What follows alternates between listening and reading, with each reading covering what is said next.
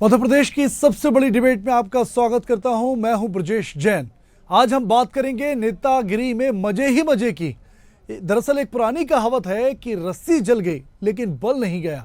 जली हुई इसी रस्सी की वही पुरानी कहावत इन दिनों मध्य प्रदेश की राजनीति में भी सटीक लागू नजर आ रही है, जहां कांग्रेस और बीजेपी के कई नेता जो हैं 10 महीने पहले चुनाव हारने के बावजूद अब तक रसूखदार बने हुए हैं। इन नेताओं में ना तो अब तक भोपाल में अपने सरकारी बंगले छोड़े हैं और ना ही प्रोटोकॉल और अन्य सरकारी जो सुविधाएं हैं वो इन्होंने छोड़ी हैं। इन नेताओं में कई ऐसे हैं जो अब मंत्री नहीं रहे लेकिन विधायक हैं और लेकिन मंत्रियों का जो रसूख है वो आज भी पाले हुए हैं। कई तो चुनाव भी हार गए हैं और विधायक भी नहीं बन सके लेकिन पूरी सरकारी मजे ले रहे हैं। इन नेताओं का रसूख इतना है कि इनके आगे इनकी पार्टी और सरकार भी मेहरबान है। कौन कौन है ये नेता और कैसे इनके कद के आगे प्रशासन, पार्टी और सरकार भी छोटी नजर आ रही है, इसी पर आज हम खास चर्चा करेंगे। कुछ राजनीतिक मेहमान भी हमारे साथ जुड़ेंगे, लेकिन इसके पहले आपको एक स्पेशल रिपोर्ट दिखाते हैं। वो सजा और मजा के बीच का बैलेंस कहा जाता है। जो इस बैलेंस को साधने में नाकामयाब हुए उनको मिलती है सजा, और जिनने सियासत को साध लिया होते हैं मजा ही मजा। सत्ता के यही मजेदार फायदे मध्य प्रदेश की और कांग्रेस की कई दिग्गज रहे हैं। कैसे, आप खुद सुनिए। मध्य प्रदेश सरकार बदले हुए 10 महीने हो गए, लेकिन 10 महीने बाद भी ऐसे पूर्व मंत्री हैं चुनाव बिहार गए हैं, लेकिन मंत्री के बंगले और प्रोटोकॉल भंग नहीं हो रहा है। इस समय हम भोपाल के चौहत्तर बंगला B20 सामने खड़े हैं, जो डॉक्टर अरविंद सिंह को अलॉटेड पोस्ट सहकारिता और लोक सेवा मंत्री थे। इस समय अब ना वो मंत्री हैं ना विधायक है, बावजूद भी इस बंगले के अंदर वही अभी तक रह रहे हैं। हालांकि 9 महीने पहले जब सरकार बनी थी बदले उस समय जरूर तमाम जो तमाम पत्राचार है किया गया था, लेकिन बात की जाए तो जो कुछ मंत्री विधायक हैं वो जो है वो तमाम अभी भी खाली नहीं किए हैं। और तरीके से अगर बात की जाए तो अरविंद सिंह भदौरिया का भी ये बंगला खाली नहीं गया है। आप अभी देख भी पा रहे होंगे तस्वीर, किस तरीके से आवाजाही भी लगातार लगी हुई। नेम प्लेट भी जो वो पुरानी है, हालांकि मंत्री काट दिया गया है, नेम प्लेट वही पुरानी इस समय दिखाई दे रही है। और ऐसे में अगर बात की जाए तो ना किन सिंह भदौरिया बल्कि अगर बात जाए तो कई और पूर्व मंत्री हैं, चाहे नरोत्तम मिश्रा की या फिर और ऐसे लगभग 4 ऐसे पूर्व मंत्री हैं जो इस समय अपने पुराने कॉल के तहत ही जो है भोपाल की सड़कों पर और 74 बंगला के आलीशान बंगलों में सरकारी खर्चे पर हैं। भूपेंद्र सिंह के अड़ोस पड़ोस में BD शर्मा जैसे बड़े दिग्गज नेता यहाँ पर रहते हैं। वहीं वन विभाग का जो गेस्ट हाउस भी है। बंगला कितना आलीशान, अंदर ये गेट को देखकर ही समझा जा सकता है क्या आलीशान महल ये पूरा गेट बना हुआ है। और इस बंगले का जो फ्लो लेंथ भी है, देखिए यहाँ से ये बंगला शुरू होता है, गेट जो है वो जो है लगभग 100 का ये डिस्टेंस, जितने में 2 गेट में ये आलीशान बंगला है। तरीके से बनाया भी गया है, शौकत साफ दिखाई दे रही है।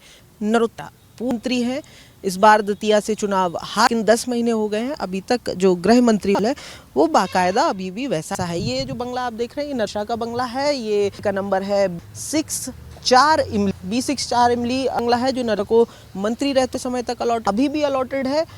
तक की अगर बात की जाए तो प्रोटोकॉल मुंह इतना है। आज थी नरोत्तम मिश्रा के गृह मंत्री वाला कॉल है, बाकायदा गाड़ियों का है, बाकायदा जो आगे फॉलो वाहन, पीछे पायलट वाहन, आगे पीछे दोनों, ये दोनों वाहन हमेशा। लेकिन बात करेंगे ऐसे बंगले की, बाजी नगर है, पूर्व नेता प्रतिपक्ष और मुख्यमंत्री के बेटे को है। ये इसलिए भी हमने कहा प्रतिपक्ष और पूर्व मुख्यमंत्री के बेटे क्योंकि इस समय उनके पास किसी भी तरीके का, हम बात कर रहे हैं अजय सिंह राहुल की, बंगला है नगर में कांग्रेस कार्यालय से बिल्कुल न, और इनके VIP पड़ोसी हैं, उनमें से प्रद्युमन सर मध्य प्रदेश सरकार के मंत्री हैं। ऐसे में अगर बात की जाए तो इस बंगले की अगर बात की जाए तो एक बंगला है, आलीशान बंगला है, ऑफ बंगला है, सब इसी है, लेकिन वीराना यड़ा हुआ है, अलॉटेड है अजय सिंह राहुल नेता, जो इस समय विधानसभा के फॉर्मली किसी पर नहीं है। केवल कुछ बंगलों की है, लेकिन कहानी केवल तक सीमित नहीं। अब ग्राफिक के जरिए बताते हैं कि किन नेता मजे हो रहे हैं। गोपाल भार्गव, B1 74 बंगला, स्वामी दयानंद नगर, 9 बार के विधायक हैं। मोहन कैबिनेट में जगह नहीं बना सके, लेकिन फिर भी मंत्री पूल के बंगले में जमे हैं। भूपेंद्र सिंह, B17 4 इमली, 3 बार के विधायक, पूर्व गृह और नगरीय प्रशासन मंत्री, मोहन कैबिनेट में नहीं बना सके जगह। डॉक्टर नरोत्तम मिश्रा, B6 4 इमली, पूर्व गृह मंत्री हैं, इस बार अपना चुनाव हार चुके हैं, लेकिन मंत्री पूल के बंगले में गार्ड और सुरक्षा है। अरविंद सिंह भदौरिया B20 74 बंगला, पूर्व मंत्री और पूर्व विधायक हैं, फिर भी मंत्री पूल के बंगले में 10 महीने से हैं। रामपाल सिंह C15 शिवाजी नगर, पूर्व नेता प्रतिपक्ष हैं, इस समय चुरहट से विधायक हैं, ऊर्जा मंत्री प्रद्युमन सिंह तोमर के पड़ोसी। जीतू पटवारी D13 74 बंगला, राव विधानसभा से चुनाव हार चुके हैं, पूर्व मंत्री कांग्रेस के प्रदेश अध्यक्ष हैं, दूसरे विधायक के नाम से बंगला आवंटित। देखिए, ये कंसर्न डिपार्टमेंट इसके लिए ऑथराइज रहते हैं, जो इस सब चीज़ों की देखरेख करते हैं, उचित समय पर दिशा निर्देश देते हैं। रही बात प्रोटेक्शन की, गार्ड्स की, तो वो भी उनके रूल्स और रेगुलेशंस के हिसाब से देखना होता है कि किसको किस हिसाब से वो प्रोटेक्शन मिला जाता है। रही बात कांग्रेस की, तो पहले जीतू पटवारी जी के बंगले पे जाके देखें कि वो पूर्ण रूप से हारे हुए नेता ने किस हिसाब से बंगला, गाड़ी और नौकर चाकर रख रखे हैं। पहले सवाल मैं वहाँ खड़ा करती हूँ, वहाँ उनके वरिष्ठ नेता पहले अजय सिंह जी के बंगले पे जाके देखें, पहले वहाँ पे तहकीकात करें, उसके बाद एक ऐसी पार्टी के ऊपर लाछन लगाएं जो पार्टी भारतीय जनता पार्टी सिर्फ जन कल्याण के लिए है, जहाँ का हर एक नेता कार्यकर्ता के तौर पर जन कल्याण के उसी रास्ते पे चल रहा है। यही तो सत्ता का दुरुपयोग है। और जो कठोर नियम हैं वो सिर्फ कांग्रेस पार्टी के लिए मध्य प्रदेश में, और इनके लिए कोई नियम नहीं है। ऐसे कई वरिष्ठ विधायक हैं वर्तमान में कांग्रेस पार्टी के कि जो 4-4 बार के विधायक हैं जिनको बंगले तक अलॉट नहीं किए गए। पहली बार नहीं, कई बार हुआ है। और एक नरोत्तम मिश्रा जी का नाम गिना रहे, मैं तो ऐसे कई और भी मंत्रियों के नाम है, भूपेंद्र सिंह का नाम भी आप लिखिए, महेंद्र सिंह सिसोदिया का नाम भी आप उसमें लिखिए। ऐसे कई सारे नाम हैं कि जो या तो चुनाव हार गए हैं या जो मंत्री नहीं, गोपाल भार्गव, लेकिन हाँ उनके बंगले एज इट इज आज भी हैं। मैं साफ कहता हूँ ये सत्ता का दुरुपयोग है, और नियम कायदे जो सिर्फ हैं ये कांग्रेस पार्टी के लिए हैं, और उन बंगलों का जो खर्चा भी है उसमें भी कहीं ना कहीं जनता का पैसा बर्बाद हो रहा है। बंगलों की साज सज्जा, रख रखाव, चौकीदार है, पुलिस है, सारी चीज़ें, गार्ड है, इस सब का खर्चा जनता की जेब से जा रहा है। ये जनता के पैसे का दुरुपयोग है।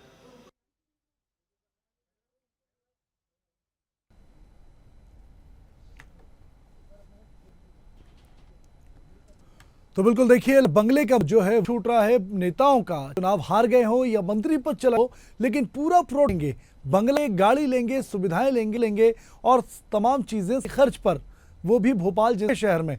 तो कहीं ना कहीं एक ग्राउंड रिपोर्ट है, हमारे संवाददाता प्रखर जैन ने ये सच्चाई दिखाई है। कौन कौन वो नेता हैं जो सरकार बंगले के मजे ले रहे हैं, और हम सवाल पूछ रहे हैं कि आखिर सरकार सरकार का हिस्सा न के बावजूद जो है वो नेताओं के मजे ही मजे क्यों हैं, चाहे उसके नेता हो या बीजेपी के नेता हो।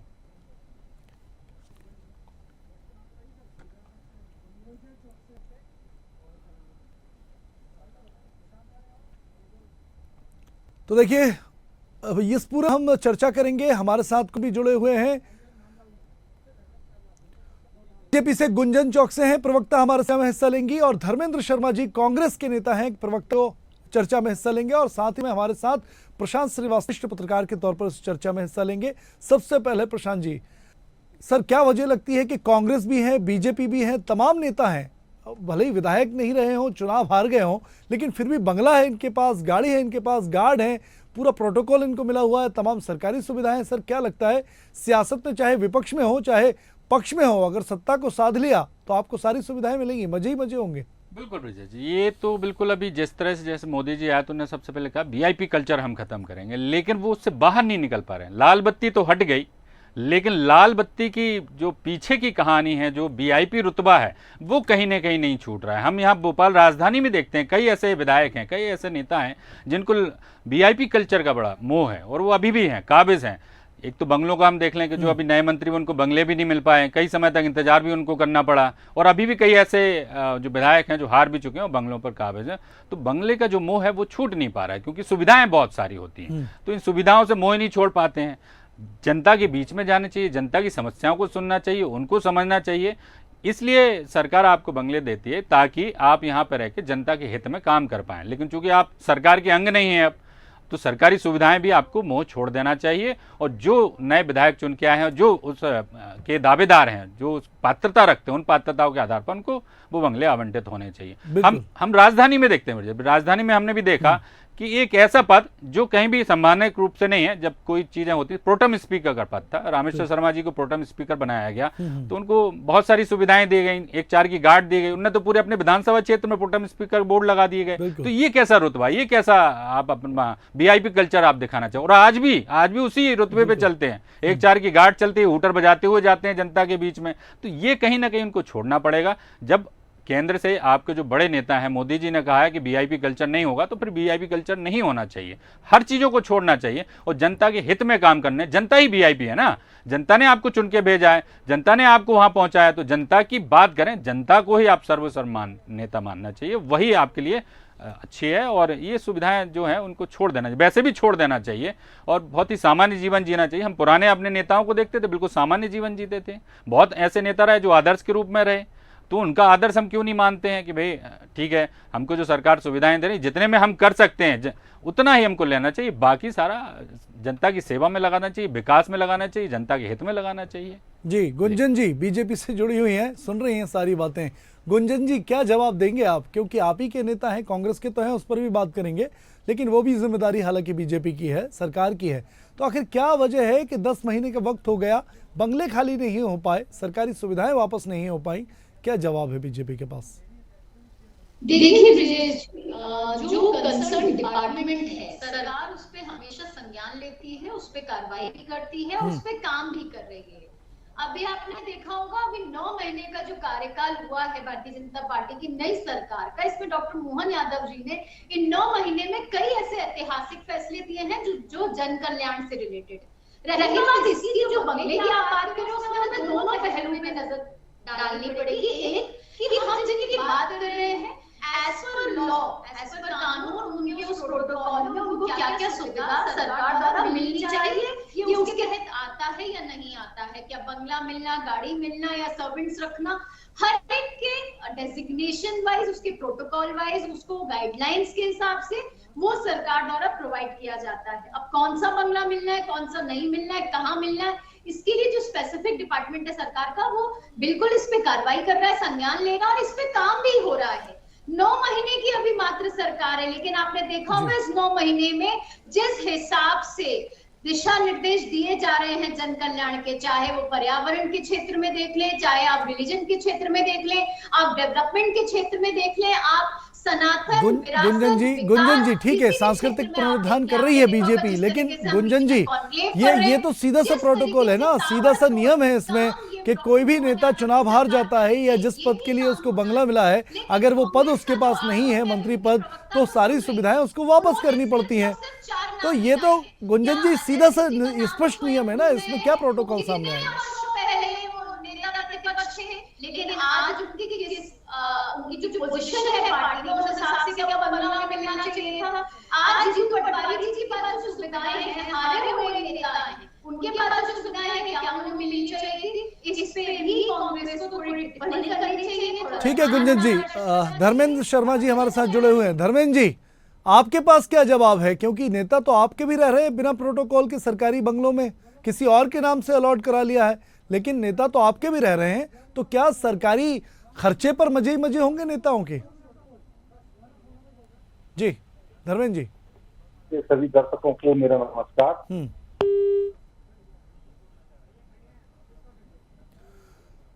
शायद आपकी आवाज नहीं आ रही है, हमारी पीसीआर टीम दोबारा आपसे संपर्क करने की कोशिश कर रही है। धर्मेंद्र जी थोड़ा सा वेट कीजिएगा। गुंजन जी, अगर आपको मेरी आवाज स्पष्ट आ रही हो तो ये तो जिम्मेदारी आप ही की है ना। और देखिए स्पष्ट प्रोटोकॉल उसमें क्या है, सीधा सा नियम है कि अगर आप मंत्री पद से नहीं रहते हैं, मंत्री पद से हटा दिए जाते हैं, तो आपको सरकारी सुविधाएं मंत्री वाली खाली करनी होंगी, वापस करनी होंगी, बंगले खाली करने होंगे, गाड़ियां वापस देनी होंगी, स्टाफ वापस देना होगा। लेकिन क्या रसूख है आखिर ऐसा कि सरकार जो है 10 महीने में भी मजबूर है, खाली नहीं करा पा रही है?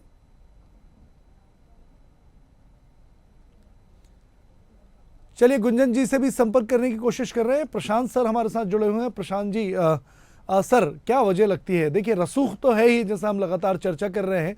सरकार, गुंजन जी कह रही है कि प्रोटोकॉल है, नियम देखना होगा, उनका क्या कद है, क्या पद है, पद तो बचा नहीं, सिर्फ कद बचा है, तो क्या कद के आगे सरकार नतमस्तक होगी? देखो बिल्कुल ब्रिजेश जी, एक चीज़ ये बिल्कुल हम समझें इस बात को, जनता भी ये समझना चाहिए कि आखिर इतना रसूख क्यों है।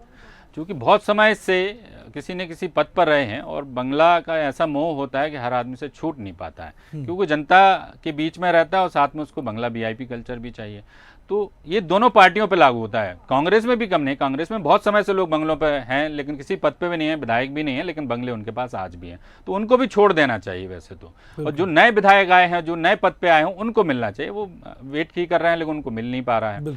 तो ये पद और बंगले का जो मोह है वो बड़ा छूट पाना इतना आसान नहीं है। ऊपर से सरकार है तो रसूख तो है ही, और जो पुराने विधायक हैं उनका अपना एक ऑरा है कि हम इतने समय के विधायक हैं तो हमें बंगला तो मिलना चाहिए, ये हमारा अधिकार है, ऐसा मुझे लगता है मानते हैं। लेकिन चूंकि पात्रता नहीं है तो बंगला भी नहीं है, ये सरकार का स्पष्ट नियम भी है और संपदा जो यह विभाग है वो सारा देखता है। तो संपदा समय समय पर इनको नोटिस भी भेजता है, लेकिन कहीं ना कहीं दबाव रहता है, चीज़ें रहती हैं, सरकार नहीं कर पाती है। लेकिन मुझे लगता है कि सरकार को ये सब चीज़ें, नियम को बिल्कुल ऐसा करना चाहिए, सभी पे लागू हो, चाहे अभी करंट सरकार हो या फिर पुराने जो लोग हैं वो बैठे हों, चाहे किसी भी सरकार के लोग बैठे हों या किसी भी पार्टी के लोग बैठे हों, जो नियम में आते हैं वो काम करना चाहिए, नियम के अनुसार चीजें चले। जनता पे तो सारे नियम लग जाते हैं लेकिन बीआईयू पे नियम नहीं लगते, तो बीआईपी पे सबसे पहले नियम होने चाहिए, ताकि ये जनता मैसेज जाए कि जब बीआईपी पे हम सारे नियम, कठोर नियम लगा सकते हैं तो जनता को भी मानना पड़ेगा। तो सिर्फ जनता, अगर इसलिए नहीं है कि जनता पे सारे नियम जनता पे लागू हो जाएंगे, वो बीआईपी उससे बचा रहेगा। बिल्कुल। धर्मेंद्र शर्मा जी भी हमारे साथ जुड़े हुए हैं। धर्मेंद्र जी, आपके पास इस बात का क्या जवाब होगा, क्योंकि पलटवार तो बीजेपी पे कर देते हैं आप, लेकिन आपके भी तो नेता हैं जो सरकारी बंगलों का लाभ ले रहे हैं, उनके बारे में क्या कहेंगे आप? देखिए ब्रजेश जी, भारतीय जनता पार्टी की सरकार है मध्य प्रदेश में, और ये जिम्मेदारी अभी किसकी है? सरकार की है। क्या नैतिक जिम्मेदारी कांग्रेस के नेताओं की नहीं है कि वो हारने के बाद बंगले छोड़ दें साहब? अरे तो भारतीय जनता पार्टी सरकार में वो देखे ना, कौन उस दायरे में आता है कौन नहीं आता है। भारतीय जनता पार्टी की सरकार क्या कर रही है, ये सरकार की जवाबदेही है ना।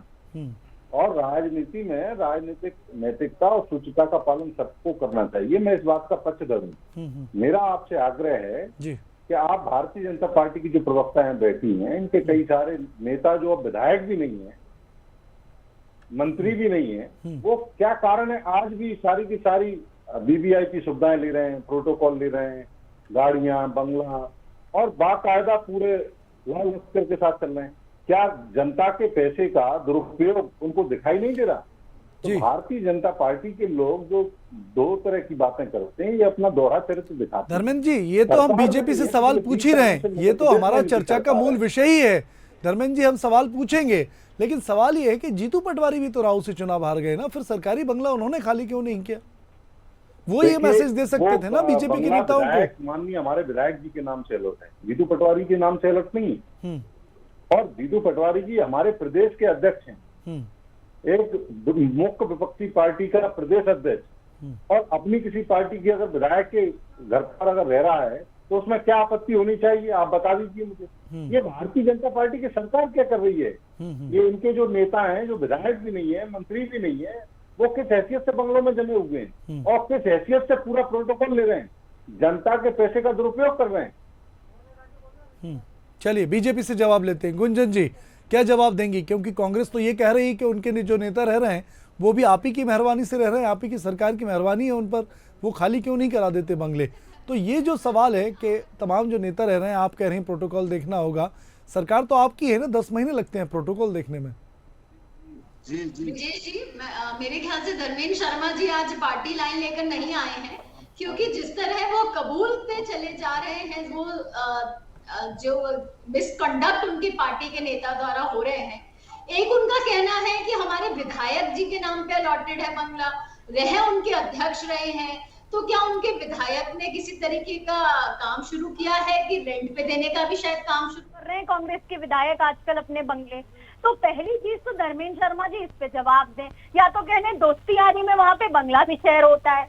ये कांग्रेस में टिकट शेयर होती थी, एक ही परिवार के द्वारा आगे बढ़ती जाती थी पीढ़ियों में, लेकिन बंगला भी बढ़ता है। ये पहली बार नेम प्लेट भी शेयर हो रही है, नेम प्लेट पहले की तरह जीतू पटवारी जी की लगी तस्वीरें दिखा रहे हैं। सरकार खाली कराए, तो अगर कल मेरा कहना है सरकार के अधिकारी उनके बंगले के सामने जाके खड़े होते और कहते हैं कि आपको तत्काल रूप से खाली करना है, तो क्या जीतू पटवारी जी खाली कर देंगे? ये उनका प्रवक्ता का कहना है। कि सरकार कहेगी तो खाली कर देंगे। अजय सिंह जी खाली कर देंगे तो मतलब मैं आज ये रिकॉर्ड पे लेती हूँ कि उनके प्रवक्ता ही कबूलते हैं कि वो अवैध रूप से उनके नेता उन बंगलों में रह रहे हैं। रही बात भारतीय जनता पार्टी की, तो जिस तरह मैंने शुरुआत में ही कहा था, अभी मात्र 9 महीने हुए सरकार को, सरकार अपना काम कर रही है। कंसर्न डिपार्टमेंट इन्वेस्टिगेशन भी कर रही है, देख रही है कि किसको किस तरीके के प्रोटोकॉल के हिसाब से बंगले अलॉट होने चाहिए, उसी हिसाब से काम हो रहा है। समय लगता है इन चीजों में, बस उसी समय के हिसाब से काम चल रहा है।